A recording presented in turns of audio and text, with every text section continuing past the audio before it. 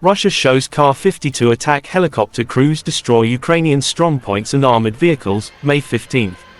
In the course of the combat flights, Army aviation pilots carried out missile launches against the detected AFU fortified points.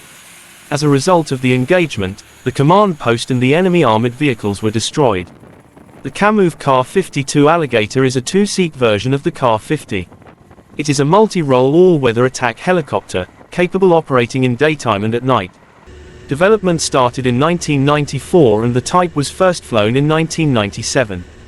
By 2017 the Russian military reportedly operated 90 of these helicopters.